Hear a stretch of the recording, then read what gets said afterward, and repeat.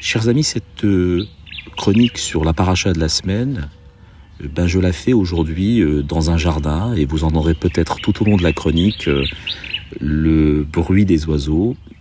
J'aime cette idée poétique en cette fin d'année civile et le début de cette nouvelle année à venir. Je voudrais vous raconter l'histoire, en tout cas, d'une étude présentée par un grand psychiatre américain qui est le professeur Robert Waldinger, qui est médecin à la Harvard Medical School et qui est le 4e chercheur qui préside à une étude qui est devenue la plus grande étude longitudinale de suivi sur la santé des Américains. On a suivi 724 Américains durant 75 ans. D'ailleurs, aujourd'hui, seuls 60 d'entre eux sont encore en vie, ont plus de 90 ans.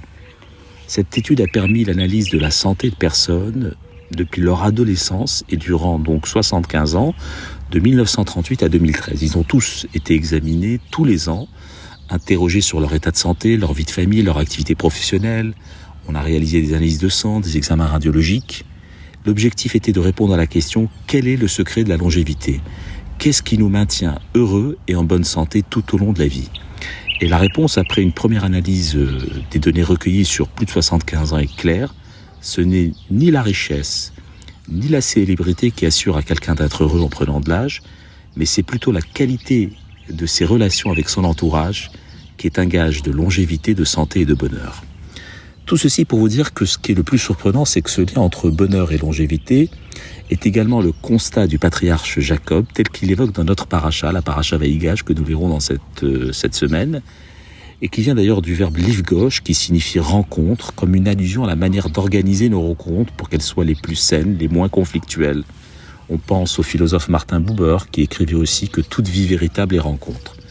Ainsi, on raconte dans cette paracha qu'après avoir fait venir l'ensemble de sa famille en Égypte, Joseph présente Jacob, son père, à Pharaon.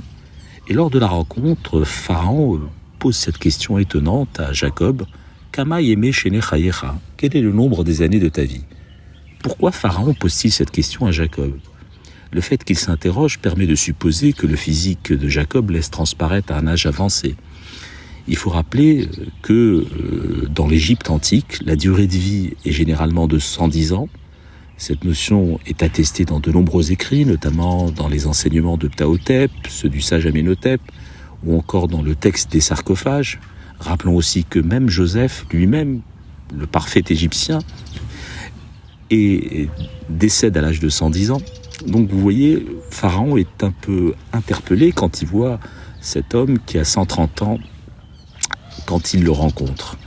Et que répond Jacob à Pharaon ? Yeme shene megurai sheloshim umeat shana me'at veraim hayu yeme shene chayai velo hisigu et yeme shene chaye avotai. Le nombre des années de mes pérégrinations, 130 ans. Il a été court et malheureux et ne vaut pas les années de la vie de mes pères. Rappelons que le père donc de Jacob, Isaac, décède à 180 ans et que son grand-père Abraham décède à 175 ans. Cette notion, en tout cas cette expression de Jacob, quand il dit que le nombre des années de sa vie, Megurai, sont de 130 ans et qu'il ne vaut pas les années de la vie de mes pères, qu'est-ce qu'il entend par cette idée ? Elle laisse entrevoir que, d'ailleurs l'expression Megurai, qui veut dire... qui vient du mot guerre, qui signifie étranger, cette notion laisse entrevoir que Jacob a été étranger toute sa vie.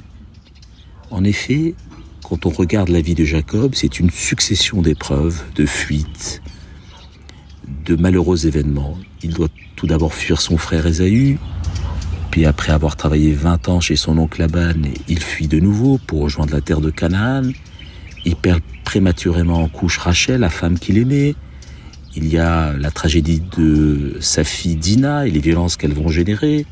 Et enfin, il a cru pendant de nombreuses années que son fils préféré, Joseph, était mort après avoir été dévoré par une bête sauvage. Jacob, à travers cette expression, considère que tous ces malheurs ont réduit le nombre de ses années de vie, et les études récentes que je vous ai présentées au début de ma chronique sur la longévité confortent cette intuition de Jacob. Il est intéressant donc de remarquer que cette intuition de Jacob se trouve dans cette paracha Vayigash, qui est celle de la réconciliation entre Joseph et ses frères, d'un apaisement familial retrouvé.